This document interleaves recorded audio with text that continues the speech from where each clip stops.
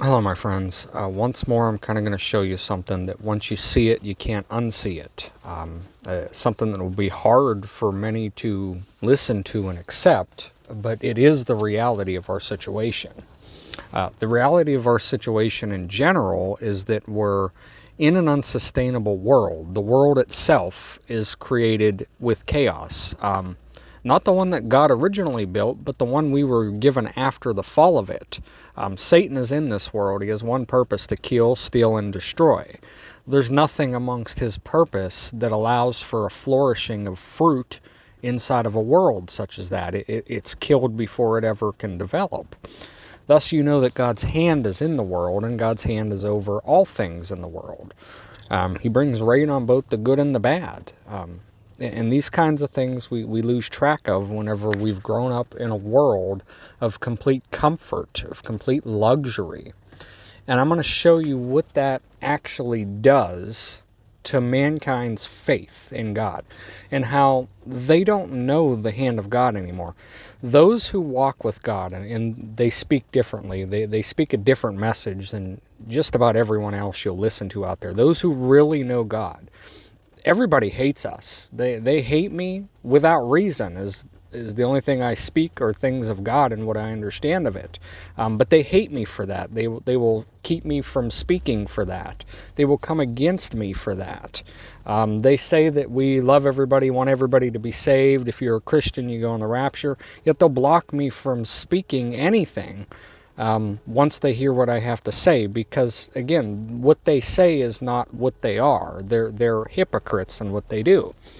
And it becomes like that because you have a generation that has truly forgotten the hand of God. It doesn't know God anymore. It's fallen so far, it forgets that He is in charge of all of these things. That's why people are afraid of World War III and afraid of this and afraid of that. Fear comes because you don't really believe the hand of God is upon you. Why many of the Christians in the world that call themselves that, they're constantly looking to physical Israel for all the signs and the wonders?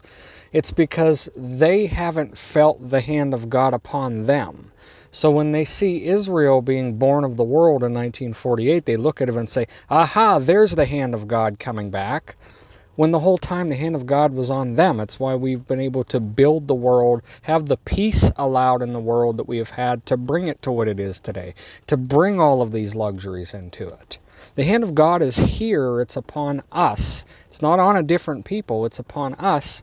But they look to a different people, to a different God, because they don't recognize that hand that sits upon them. They've forgotten it.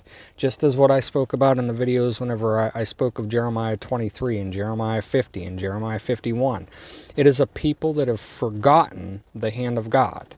So they don't recognize certain things. And one of the things they do, I also talk about it frequently, is prepare. They're known as preppers. Well, we have to make sure we have enough food. We have to make sure we have enough ammunition. We have to make sure we know how to do this, know how to do that. Whenever they have no thought process, no faith at all, to understand that if God sends you into the wilderness and you go with nothing on your back, you go with nothing in your mind of knowledge or wisdom, He will supply that for you. They have no faith in the hand of God because they've never experienced it. They've never actually experienced God in their lives, working individually for them to where they've been able to recognize it. And a lot of that comes from all of this comfort that we've been grown up with. So much comfort in the world today, small things, minuscule things you don't even think about. They are terrified of losing it. So they prep and prepare and they store up grain that the moths are going to eat and that the fire is going to burn. And it's out of pride. Pride. What comes before the fall? Pride. That's how you know the fall of Babylon is coming next. Because all these people that call themselves Christians out there preparing by their own hands things of the world.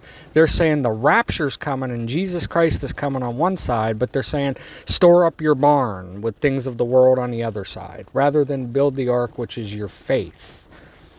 there's a contradiction among them, and they can't see it, they can't think about it, they don't understand that they're saying, hey, we know it's the time of the end and we expect Jesus, but we still got to prepare because we never know when. Do you think if Jesus is going to make his grand entry and save and protect you, rapture you out, do you really think he's going to allow the world to overcome you to where you're not going to have something to eat? Do you think he's going to allow the world to overcome you so that you can't protect yourself? Who supplies this? Your pride and the things that you put faith into, like your rifle or your bag of rice. What is God going to do with that? Is he going to say, well, you need this, you need that? Or is he just going to take you and do it for you? One comes out of pride that man believes we can build our way to heaven. We can store up enough grain to get out of the judgment. We can store up enough ammunition to fight off all of our enemies. Whenever God says, just drop everything, sell everything you have and follow me. So they're showing you they have no faith. They're showing you that they're faithless. And then they're showing you that what has surpassed their faith is pride. Pride in the things they can build with their own hands, the things they can see with their eyes. They are filled with pride, all of those people who call themselves Christians and are prepping. And they don't believe that the hand of God is upon them to save them from anything that happens in the world. They'll tell you, oh, the church is not going to be overcome by the world. Jesus Christ came for the church. He's going to rescue us out of it. The church will not be overcome. That's why we're going into rapture. And then they tell you to prepare with things of the world. And it's a contradiction of faith and not knowing the hand of God. They should be telling you to prepare in your hearts. Make straight paths for the coming of the Lord. That we know it's the season and we know it's coming. And we know he's going to get us to that rapture, else there couldn't be a rapture. So do you think he's going to go let us die on a hill somewhere because we've run out of canned goods? You think he's going to allow us to die on a hill somewhere because we don't have any gold stored up? God is going to protect us until the very day of the departure, because the hand of God is on this people who still have faith and believe in him, who know him. God will not allow us to be overcome by the world, whether we have a mountain of gold and a ton of rice, or we have nothing. The world will not overcome the bride of Christ, the church who does know him. The foolish virgin the world will overcome. That's all those who are running around chaotically buying and selling goods of the world, storing it up, because they know the day of wrath is approaching. They know that judgment is approaching, and out of their own pride they're saying, I will not mourn. I will not go into that judgment. I will escape that judgment because of all of these things that I'm storing up for myself. And they don't understand that God goes ahead of all that. He moves, he acts, he protects. There is no faith, there is no trust in the hand of God because they don't know that hand. We've forgotten that hand as a culture and as a generation of people. We've long forgotten the hand of God to protect and to save. So much so we're storing up all these things for ourselves that we think are going to escape us from the judgment when the judgment comes because we are doing that. It's a circular cult that this church has built for themselves, and it's a circular cult of Antichrist spirit, and none of them realize it. They will be saved in times of great tribulation, but they don't go the way that they think they're going to go. They are going to have to rely and need on some of those things in the very beginning of the tribulations. They are going to have to store up things for themselves to escape a period of time, because they don't ever expect to go into that time. They say we're leaving in the rapture, but because they don't, because of their faith and the things that they're building right now rather than the ark which is in heaven, they do go into that tribulations, and they will have to rely on what their own hand brings them. And then God will bring them out of it. As the great tribulations comes, that's the very moment of the departure of the faithful bride, the rapture. They will all look up and they will see these people that they scorned, that they hated, that they wouldn't let speak. that they said, you're against God and I know God, when it's opposite of that. They'll look up and they'll see them up there. Why are they going? They were speaking all these things. Lord, Lord, I cast out demons in your name. I led missionaries all the way to the European nations. I have a church filled with parishioners, and I've done all these works. Look at all these homeless children that I've fed, and all of these things that I've done. But Lord, Lord, why are you taking them who's done nothing? And why are you not taking me? And it's because they never knew him. They were always doing the things that people could look at and say, well, that's a righteous man. They do good on the outside so people can praise them for that good. They talk about all that good that they do nonstop, when on the inside is what was filthy and wicked, not the outside. They do great works on the outside, and they do it in full front of the people so everybody can see it and praise them for it. That is the spirit of the Jew, exactly what Jesus condemned 2,000 years ago. And yet anybody listening to this who is part of that will listen to this, probably unsubscribe, and probably talk nasty about me or point out something else. And I hope so, and I hope that when you do that, you realize what you're doing. Because here at least you're hearing it. And then I realize after you do it and you see what you're doing, you go back to the gospel and you recognize who did that. It was the people who crucified the Lord, not the people who knew him. So I really hope that there is somebody listening who thinks like that, who then goes and does exactly what I said so that they can see by their own fruits what they're producing. The same thing that crucified God. And it's not like I'm some holy, righteous person that can be up on a pedestal. I'm the worst of them all. That's how I know God can save anybody, because he saved me. He taught me the things of the kingdom of heaven, who didn't deserve a single bit of it. When I called out, he didn't have to answer, but he did. And all of these things that I have seen, and seen what all of the people who call themselves Christians are doing, I can see what they're doing. I see that they're doing the same thing that the Jews did that crucified the Lord, but they can't see it. So how do you get someone to see it? You confront them with it so that in their own hearts they can be confronted by it. And then it's up to them whether they still keep their pride or lose that pride, because pride comes before the fall of Babylon, and pride is everywhere. We store up things with our own hands thinking that that's going to save us, whenever the hand of God said, sell everything and follow me. Whenever Moses was leading Israel across the water that he parted the sea of, did the water cross over whenever Israel was walking across it, or did it wait for the Egyptians to cross over it? Did God's hand, does it really have an effect in this physical world? Can we really rely on it if there is a rapture coming, and we know we're in the end times, and we know the rapture's coming? Can we really trust that that hand will get us to that rapture instead of allowing the world to overcome us and destroy us? What rapture would there be? What Passover would there be if we're all going to perish before that day comes because of war, or because of disease, or because of violence, or whatever it is? If we have to store up goods and go down into our bunkers in order to survive, then the hand of God is not really upon that people, and you're not getting raptured. It's a contradiction of faith, because they don't put their faith in God, they put their faith in their own hands and things of the world.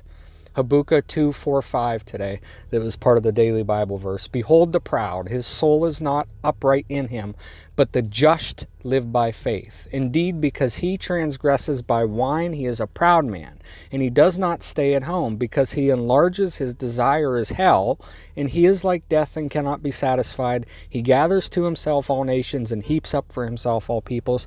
This spirit of pride that is over the house of God, the one that calls themselves the house of God, telling them, you got to get gold, you got to prepare, you got to get rice, you got to get wheat, you got to get barley, you got to get water, you got to get all this thing, you got to get a bunker, you got to get ammunition, you got to get all this stuff and prepare for these times ahead, because the rapture's coming, but we don't know when, so we got to prepare for it.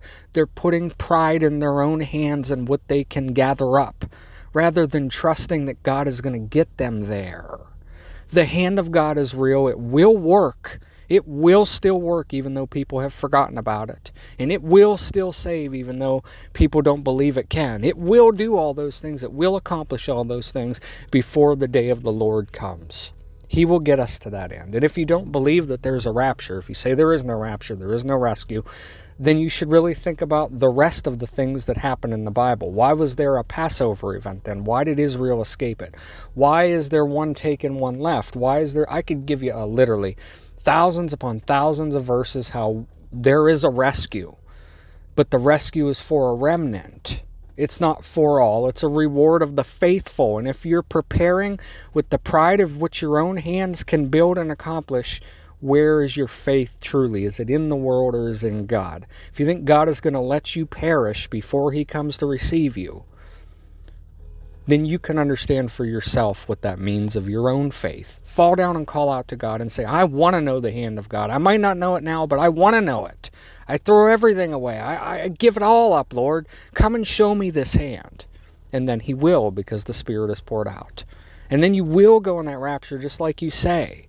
Or maybe you don't believe in it at all, but maybe you will after you feel that hand of love upon you, that you know that's a love so great that he would never let his child perish or go through something such as the world has never seen. Because if he does, guess what?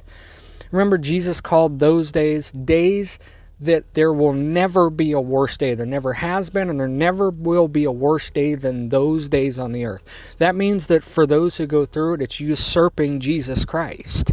If you have to go through it, you're putting yourself above the suffering that he had, and he suffered once and for all for the world. But that's in times of even worse trouble than his crucifixion was. You're usurping God by your pride, saying, I will go through it. I will do it for you, Lord. Whenever you're trying to usurp him then from his throne because he did what was necessary and you're trying to go above it. The church that calls themselves a church but does not know God, they go through the great tribulations to be refined because they don't know him. It's not about usurping him at that point. It's about him showing them that they did not know him and then refining them so that they can. But one who thinks we're going to go through the great tribulations as the bride of Christ, we're going to be the ones to make it through to that other end and go and meet our Lord, you're saying that you basically are doing something greater than what Christ did. And the greater works that Christ spoke of was the works of being faithful in the times of the end. Truly, they will do greater works than even I did. It's about being faithful in a time when an entire generation has gone far away from faith and forgot the hand of God even exists. For the one that can do that, it's even a greater works than what he accomplished, because at least the Jews 2,000 years ago believed that the hand of God was real. This generation doesn't even believe that the hand of God is real. It doesn't even believe that it can rescue them and save them whether they have food present or not. It has no faith in that. Think about these things that I say, ponder them and take them to the Lord and truly call out to him and get to know him, because we are fast approaching that day of destruction, because pride always comes before the fall. God bless.